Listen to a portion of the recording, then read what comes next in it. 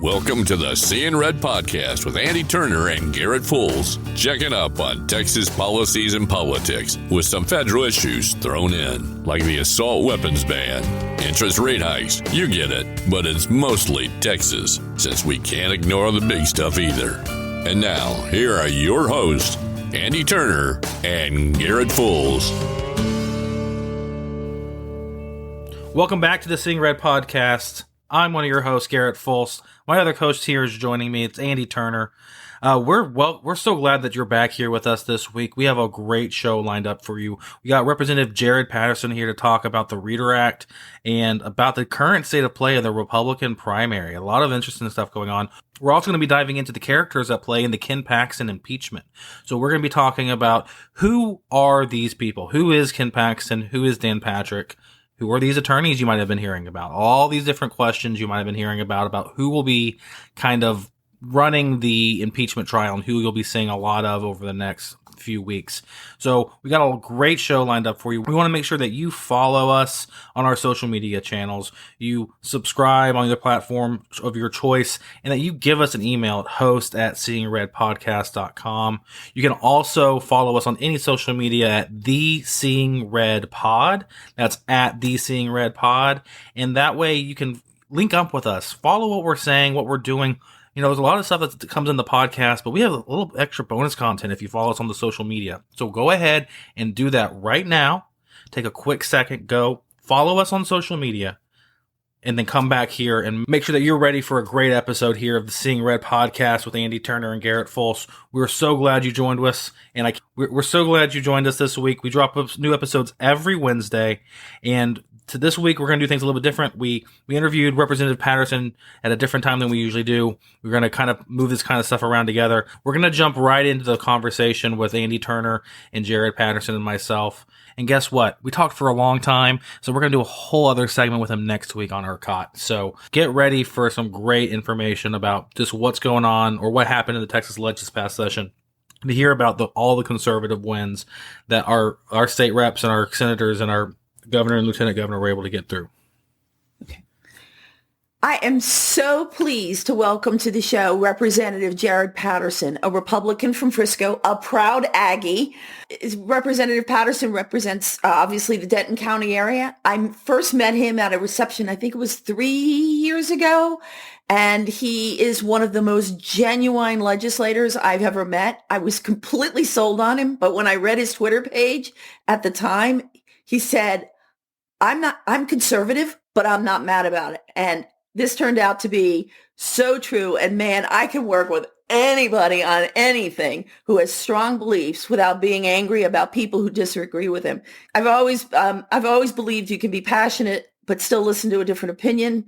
I probably am not as conservative as you are, or as Garrett is, my co-host.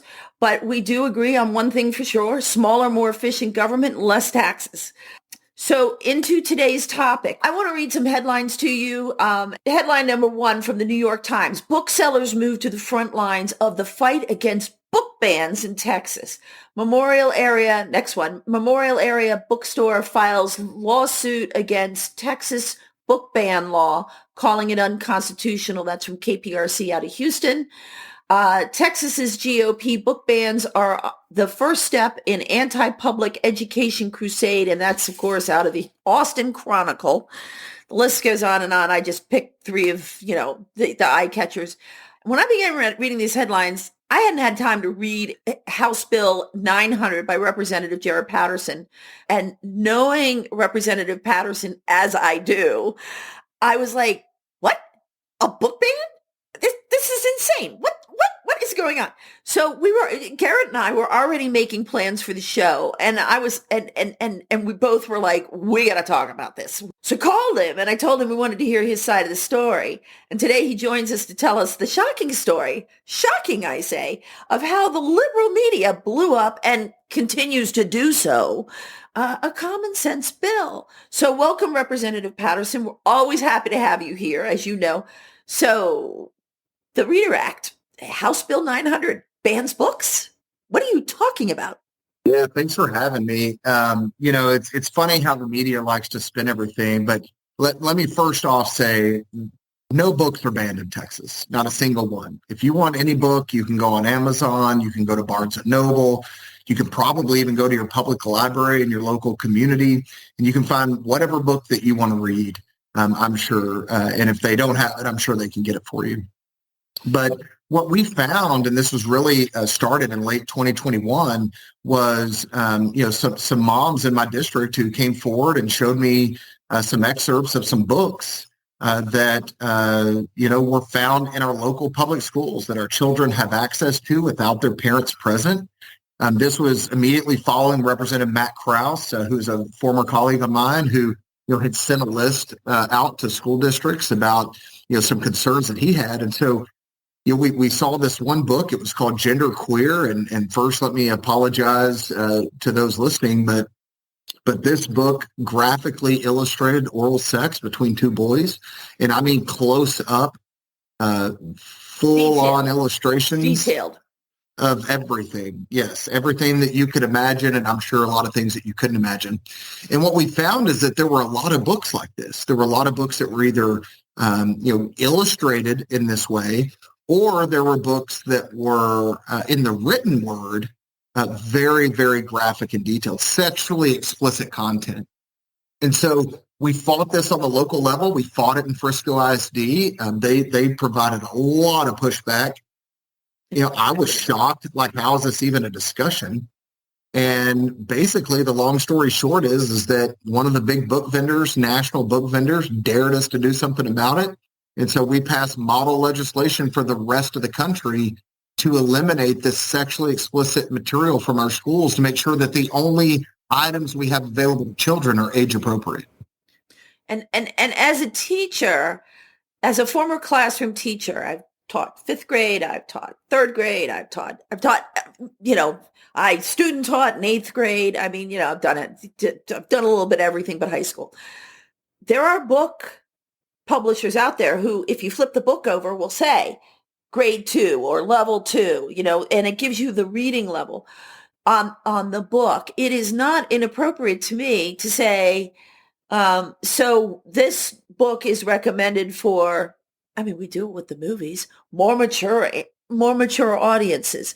So it really, for me, when you said age appropriate, I was all on board with you, because not only does the reading level need to be appropriate to the reader, but the content needs to be appropriate. This bill just affects what's in public or public enrollment schools. Do I remember that correctly? Yeah. It strictly deals with what we call educational resources, which is anything that is a book in the library, an online resource, an image or a video, only in the public school system, period, the end. So if I, as a parent, decide that my precocious 8-year-old wants to read, I don't know, I'm going to the Wayback Machine for this, but Judy Blume's Are You There, God? It's Me, Margaret, which at the time was quite controversial. But if I decide as her mother that I think that's appropriate, I can go down to the public library. I can go to the local bookstore. I can still get the book. There's nothing saying that the child cannot have the book. This just puts more power into the parents' hands. Yeah, that's really the key. Look, at the end of the day, the FCC regulates things that are said over the radio, images and things that are said on television. And you can't do certain things from 6 a.m. to 10 p.m. Why? Because children might be present and listening or watching. And so there's all this case law out there around FCC guidelines on, quote, regulating speech, because children might be there. We know that children are in our public schools. And not only that, we know they're there without their parents being present. And so to have things that are in your public school that couldn't even be read over the radio or could not even be shown on television because they're so explicit in their content. Right. I couldn't believe that it was even a battle, but it was something that we had to fight tooth and nail at the local level before we even went to the state level and got the bill passed. So let me ask you something, and then I'm going to turn this over to Garrett because I know he has questions. When you were fighting this battle, and I was not on the scene for this, and I'm sorry I wasn't, because I would have had all the things to say. But was the argument more from were you really battling like the teachers unions, or were you battling really actual classroom teachers not affiliated with unions? Well, I think one of the reasons we put legal protections in for teachers in the bill was because a lot of the teachers and even some of the librarians didn't even know that this content was there. These are, especially in my area, we have a very fast growth area, and they're building a new school. They're placing an order for 12 to 15,000 books. The book vendor comes in, brings all the books, sets up the library, sets up the displays, sometimes before the librarian is even hired. And, they come in on day one. They don't know what's on the shelves. Now, my beef was, okay, I've told you what's on the shelves, and so you need to act, quickly on this. And, that wasn't to my liking. But, we put legal protections in there because most of the teachers and most of the librarians that I would talk to had no idea about this. We wanted to put the onus on the book vendor, the one with the financial relationship with the district, the one that is receiving money in exchange for a product that isn't safe for children to consume. And so that's why we put the whole rating system on their back. They've got to figure out the appropriate rating in accordance with the law. Now, the state of Texas has a regulatory arm that's going to play referee there, but they're the ones that have to do it. And if they don't do it correctly, and if they don't remedy the situation after they're told that they didn't do it correctly, they go on a list and they can't do business in Texas ever again in terms of, selling to school districts. So there's a financial incentive. There's a free market process here because Texas is going to build more schools than any other state over the next coming decades. Right. And so there's a free market approach here. If you want to sell age-appropriate materials in Texas, it is wide open. Come here and do business. Excellent. Cool. Garrett, you had some things. Thank you again for joining us, Representative Patterson. I was curious, I kind of had come from a background philosophically where I think that more speech is better. That it's always better to have more speech, to have more ideas, and then to argue about the merits or the demerits of any of those policies.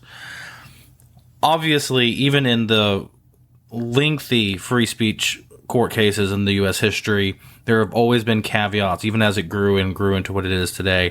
There have always been caveats for children, people, minors, and people unable to make decisions for themselves on things that are governmentally deemed to be obscene. So there's a clear history of protecting of children from obscene materials, but not necessarily protecting adults from it. Is your bill the least invasive way of achieving that same goal?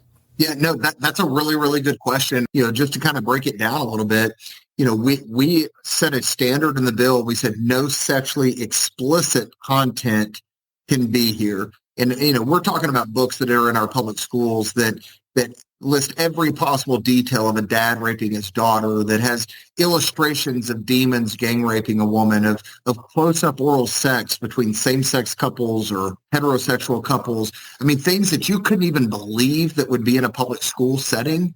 These materials are there, and they're very popular. Genderqueer was in the overwhelming majority of the top 21 districts in the state of Texas. Like over 80% of those top 21 districts, which is most of the kids in Texas, had copies of this book, in their public library. So what we've said is, okay, those are completely non-starters. Those are off the table. Those materials are not allowed in public schools. Then we have a second category here called sexually relevant material. So that may be something that deals with sex. Maybe it's more innuendo. Maybe it's not patently offensive on its face, which is, language from certain court cases. Maybe it deals with sexual topics, but it's not as raunchy as the sexually explicit material is. Those sexually relevant materials, those can remain, but parents have the ability to opt their child in to be able to check those materials out of their school library.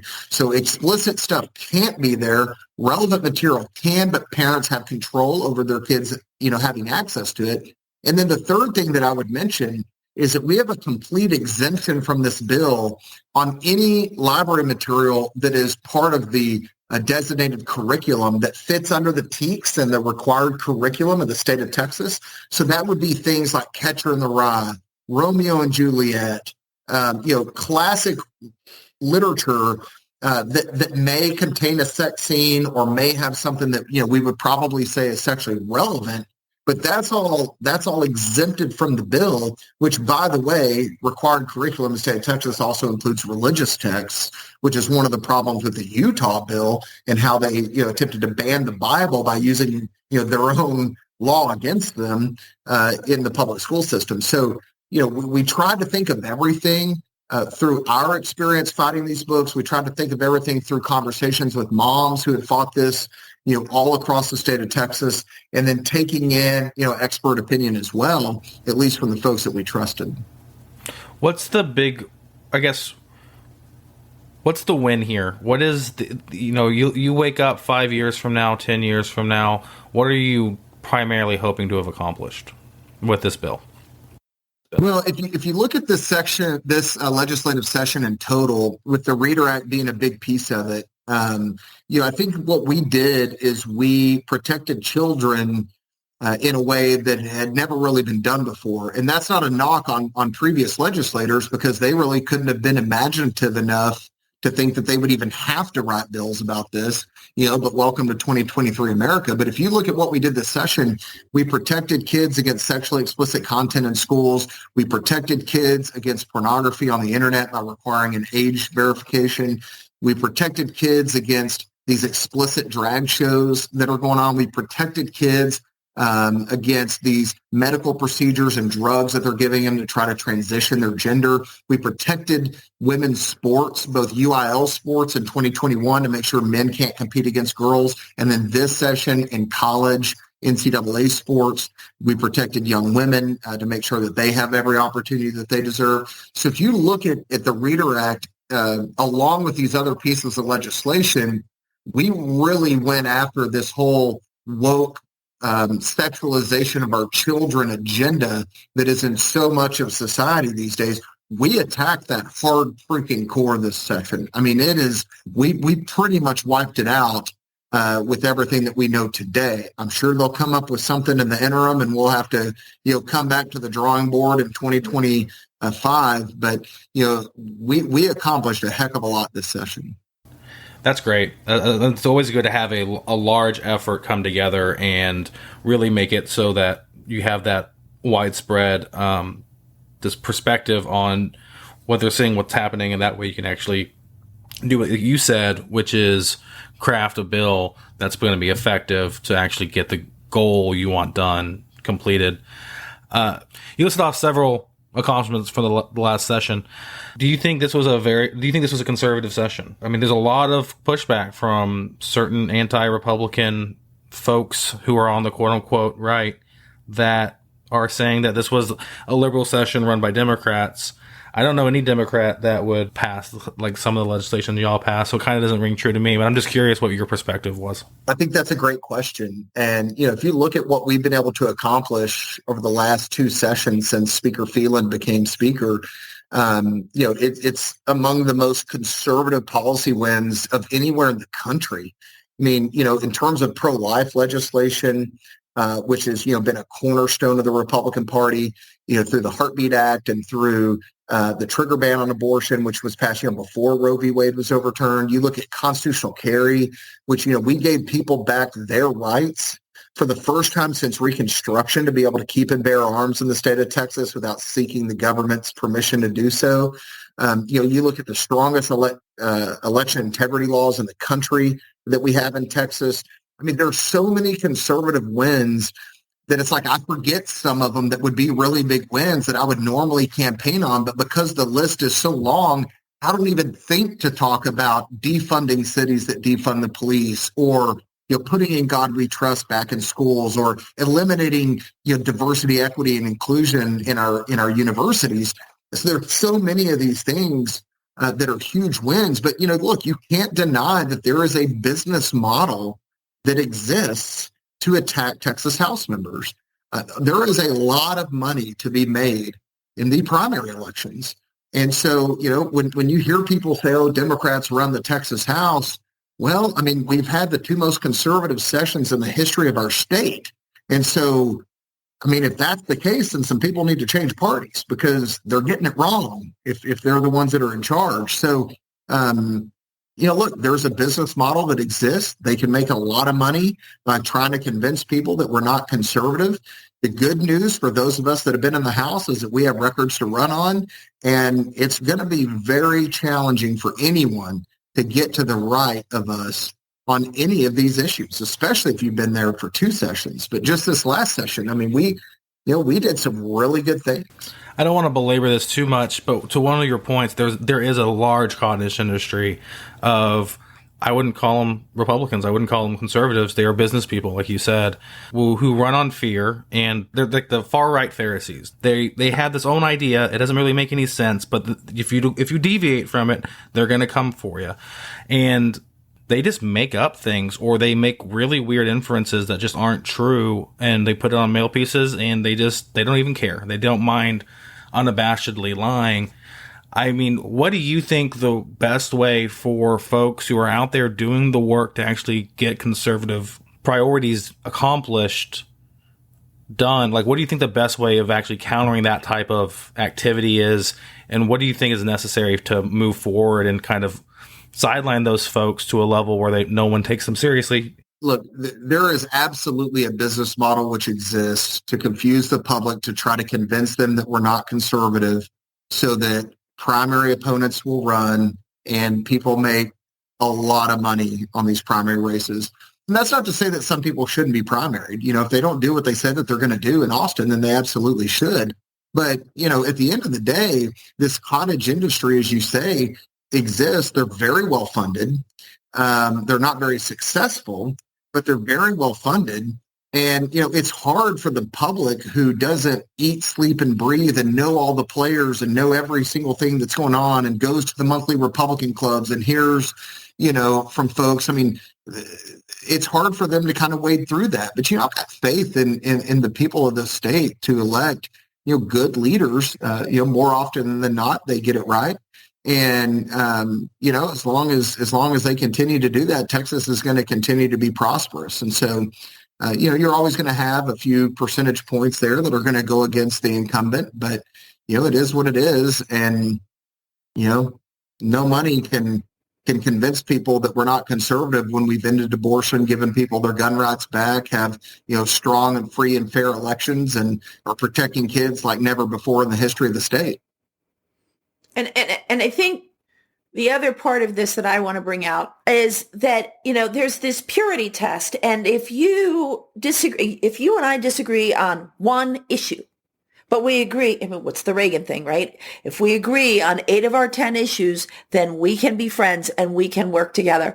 I get really, really upset with people when they call me and start talking about rhinos. I'm ranked the top conservative in the Texas House, and, they call me a rhino. And it's like, look, I helped end abortion. I helped give people their gun rights back. I mean, record spending and record efforts on the border for border security, the largest property tax cut in U.S. history, which I didn't even mention before because, again, there's so many conservative wins to talk about. And so, but look, you almost have to respect it because, they have a business to run.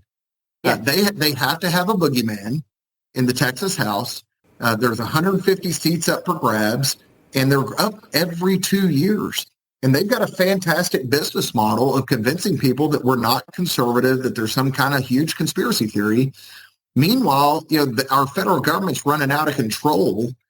And, I'd put my record up against anybody in the Texas House, against anybody in any other state legislature, in danger against any congressman who I can't even count on one hand the number of conservative wins Congress has ever brought home to us. But, here we are in the state of Texas, and there's a business model that needs to be fed. So, that's going to happen every cycle, and, it is what it is. Can you imagine how many more seats we would have won in the Senate and the House if they had focused that effort and that money on winning marginal seats and taking out Democrats instead of going after Republicans? Well, it's unbelievable. I mean, we've got the first Latina ever elected as a Republican in the Texas House that they did not help at all. We've got John Lujan, who won a special election in San Antonio, the first Republican ever elected in that seat, that they did not help at all. We had Tracy King on the ballot last time, who's a Democrat from Uvalde, who is in the most conservative seat that was held by a Democrat, didn't even field an opponent for him. In the general election. So there's a lot of work that needs to be done, and it doesn't necessarily all have to be in the primary, but that's where the money is. If there was more money, look, their business model has to feed on us not being conservative. Since we are conservative and since we have so many wins on our belt, they have to flip to, they're not really conservative, and really it's the Democrats running the show. I know they banned abortion. I know they banned gender modification and gave us the largest tax cut ever of any state in the history of the United States, but they're really not that conservative. We've got a business to run here. And so, that's what we're really up against. One last question. Any thoughts about what this next primary election is going to look like for House incumbents? Yeah, absolutely. I think it's going to be an interesting cycle. I think that, those of us that have been around for 2 sessions especially, but even our crop of freshman legislators, and we had a great group of incoming Republican members this time. Look, I think people that can effectively communicate with their districts and work hard are going to be back. And I think the ones that don't work hard may not be back. And so I think it's just a matter of getting the word out like every cycle. I think that there's some really big issues that are going to be solved over the coming weeks and months that are going to provide clarity to a lot of the primary electorate on some really big issues facing the state of Texas. And so, I look forward to getting out there. We're already out there. We're going to, all of these events and going and meeting with people and talking to people and spreading our message because, nobody else is going to do that for us. So, we're out there doing it. And then, it's a matter of, not only telling people what we've done, but getting their feedback on it and getting their feedback on what we need to do next. There's the state goes on, regardless of if we win or lose, the state moves forward and there's always more work to do. Representative Patterson, is always a joy to talk to you. I always have a good time. I always do. I learn so much from you. I appreciate the opportunity, y'all. Thank you, Andy, Garrett. Thank you so much for your time. I've really enjoyed the conversation. Okay. So that's what Representative Patterson had to say about the so-called book ban that doesn't exist in the state of Texas. And we really appreciate all the time he spent with us. We're going to get into ERCOT issues, and we're going to talk about, the 2021, and we're going to talk about that next week. And so you should definitely tune in and listen to that. But this week, we want to talk about the cast of characters in the Paxton impeachment. We've been promising you this for a couple weeks now. If you haven't listened to the first 2 episodes where we talk about, the articles of impeachment and the rules, you definitely should go back and listen. But this week, there's a lot of people involved in this impeachment. And of course, we're not going to get into like each and every senator, but we feel like you need to know the main characters in this drama going on in Austin. And Garrett's done a great job of doing a lot of research on this. So Garrett, cast the characters, hit it.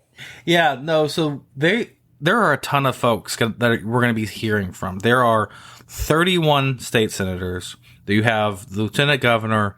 You have 12 impeachment managers. You have at least 15 attorneys. Then we're not going to go into all of these folks at all that are being represented by the various parties. It's probably a lot higher than that, but those are the ones that have signed documents.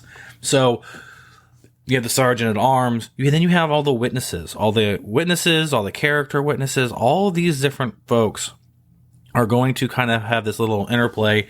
And I wanted to give a quick overview over who these folks are, the key folks. So we've already gone on at length about who Ken Paxton is. Go back to the first episode and listen to Andy do a good detailed background of his biography. If you don't want to do that, real quick, he grew up on the military base, moved around a lot, and ended up in Texas, went to Baylor, was student body president, met his wife. He ended up going to college at the same time as another senator, a third senator, Kelly Hancock. Then you also have, he went into the workforce Then he went to UVA, got his law degree, and he started pursuing a legal career. And that's kind of where he ends up meeting a bunch of folks, becoming a state representative in 2002, leading through to making a run for the state Senate after he had a failed bid to run for state house against Speaker Strauss in 2011. Typically, when you run to be the House Speaker and you don't win, that usually comes with some pretty serious negative consequences for your career in that legislative body, regardless of who the chair is. And then from there, was elected to the Senate, and shortly thereafter was elected to be Attorney General, where he's been Attorney General for the past 10 years. Or he's been Attorney General since 2015. So that's who Ken Paxton is. Obviously, we've gone over all the drama going on, all the other accusations and stuff. So that's who Ken Paxton is. Leading off from that, obviously he married now Senator Angela Paxton. Angela Paxton has a really compelling life story. She was adopted. Her birth mother was a college student and gave her up for adoption. She was adopted by some folks who just really wanted to have a child but were unable to. She grew up in a household where she ended up becoming the first person to graduate college, or at least attend and graduate college. She ended up getting a master's degree in education, and she taught school for a long time up in the Collin County area of the Dallas Metroplex. That's who she is. She did a number of small businesses with her husband or on her own. And that's her background. That's her story. And then from there, kind of the next character in this little web is a guy named Nate Paul. Now, we've heard mention of him, but we haven't really talked about who Nate Paul is. Nate Paul is accused of a lot. He's been indicted on federal charges in the past few months. But he was getting tons of press for a number of years in both the Austin business press, but also the national business press. There's a glowing 2017 profile of him in Forbes that claimed that he had to have seen documents of his company and his holdings having over $1.2 billion worth of property. So this is a guy who was 30 years old. He built this on his own. He was doing a lot of stuff, made a lot of money, was buying a lot of property. This is a guy who, he made a lot of money in a short amount of time, and that's who Nate Paul is.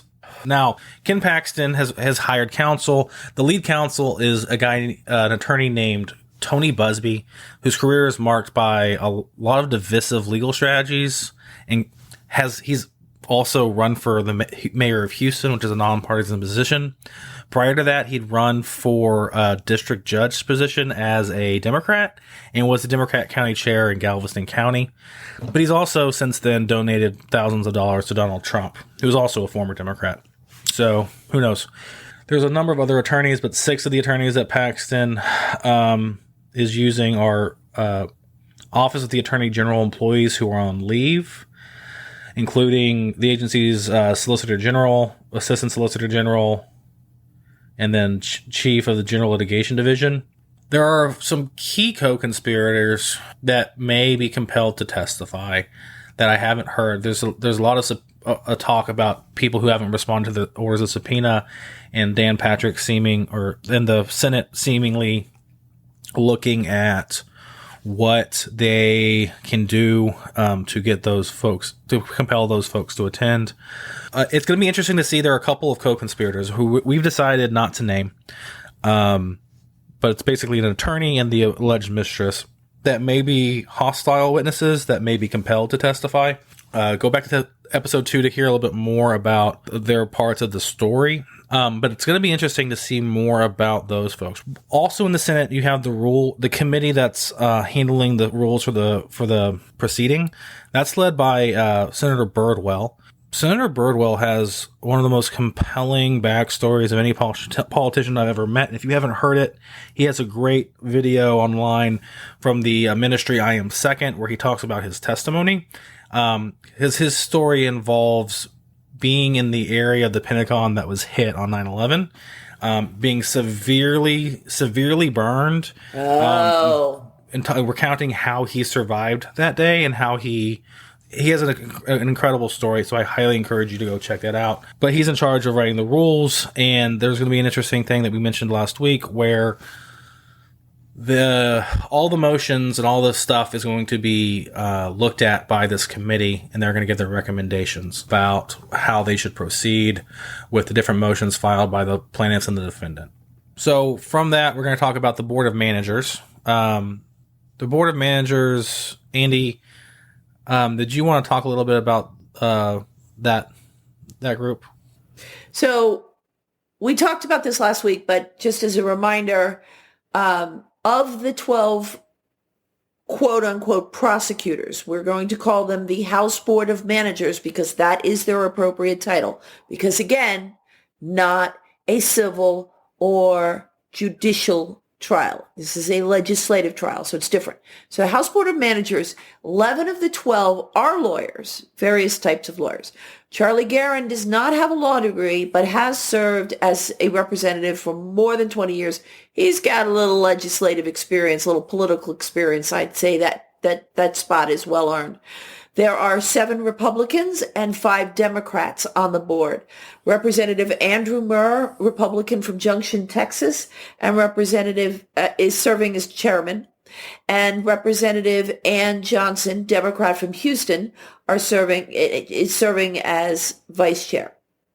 The rest of the board: Joe Moody, Democrat out of El Paso; Terry Canales, Democrat out of Edinburgh; Jeff Leach, Republican out of Plano; Oscar Longoria, Democrat out of Mission, Texas; Morgan Meyer, Republican out of University Park; Briscoe Kane, Republican out of Deer Park; Cody Vasut, Republican out of Angleton; David Spiller, Republican out of Jacksboro; and Aaron Gamaz, Democrat out of Brownsville. So that is the prosecutorial team. They are called the House Board of Managers, and they dropped about 4,000 pages of pretrial motions and evidence and this and that. And we've only started to get into it, so we'll talk about that later. The House Board of Managers also hired a couple of really famous attorneys, Dick DeGuerin and Rusty Hardin. DeGuerin represented David Koresh during the ATF standoff. But also, he also represented Tom DeLay and Kay Bailey Hutchison for official misconduct charges. He famously got the Jinx, Robert Durst off. Rusty Hardin, probably most famously, though he's done so many things, or most notable to me at least, got a unanimous Supreme Court ruling to overturn the convictions of obstruction of justice for the Enron accounting firm Arthur Andersen. He has seriously too many famous athletes and celebrities to count as clients, but they include Victoria Osteen, which is Joel Osteen's wife, and the estate of J. Howard Marshall, who was the litigant against Anna Nicole Smith. That was a very, very, very big case when that was happening. So these are guys that have handled massive publicity. On this side, you have Busby on the other side. These are folks that are well-known attorneys that handle high-profile cases. In the case of the Board of Managers, there are a lot of cases that deal with public fraud and just general white-collar accounting fraud. So it looks like that might be an angle that the Board of Managers wants to really hammer. And how, these guys have done a great job in winning those cases of explaining to folks, both the senators, in this case, the jury, and to the Texas public, there's a good chance that these guys are going to be able to come in and explain to folks exactly what it is we're seeing. Distilling this 4,000 pages of exhibits of random financial data and court depositions and actually making it make sense. So what's interesting to me, though, is Dick, I think it's DeGuerin, who did a lot of representing of a lot of people, a lot of famous people accused of, some serious things, and Rusty Hardin have both been playing defense legally. Now they're going to be playing prosecutors, right? They're going to be, lawyers to the House of Managers. So they're going to be on the other side of this. And I, for one, knowing this now, I'm going to be fascinated to watch how they handle this, because all this time they've been defending big people, and now they're going to be prosecuting or pressing the case for.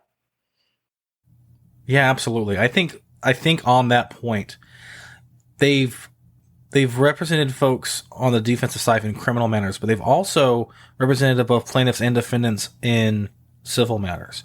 And while this is a legislative trial, this one's going to resemble more of a civil trial than a criminal trial. And there's not a lot of people who have that kind of experience. There were a couple of other attorneys I saw some reporting on, and I didn't do much research on these folks, so I apologize, that have experience prosecuting impeachments in other states that have also signed on to help the Board of Managers. So you have a whole range of experience with folks for this type of deal. That is the main list of characters. As if somebody else pops up on the scene, we're going to be watching and reading. We're going to be following this case, and we're going to be reporting to you on what happens. So we're going to follow this, and we're going to tell you what happened. And that's all we've been doing all along is, here's the rules, here's the players, here's what's been accused, and here are the rules to prove or disprove these articles of impeachment. As the evidence is unfolding, I will be more likely to give you my opinion on it than I am until I see the actual presentation in the courtroom. So we're going to get into that as we go along. Just hang with us and just make sure that you are picking us up. You can also pick us up, by the way, on a website called seeingredpodcast.com, where not only can you listen to the episodes, but you can also scroll to the bottom and send us a message, so you don't have to remember anything except seeingredpodcast.com.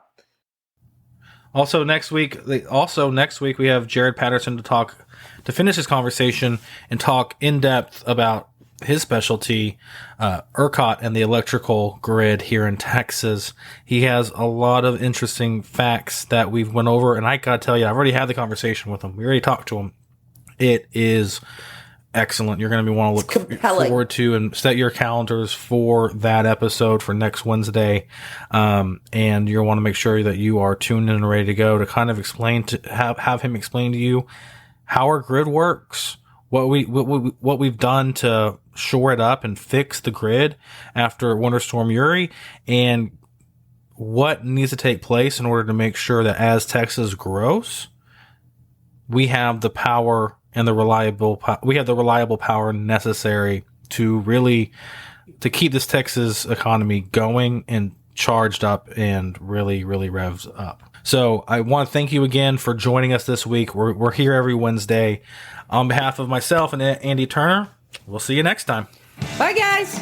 You've been listening to the Seeing Red podcast. It's always Texas politics and beyond. We present the facts and opinions. The Seeing Red podcast with your host, Andy Turner and Garrett Fools. Thank you, and tune in next week. And please do us a favor. Hit the subscribe button so you don't miss a single episode.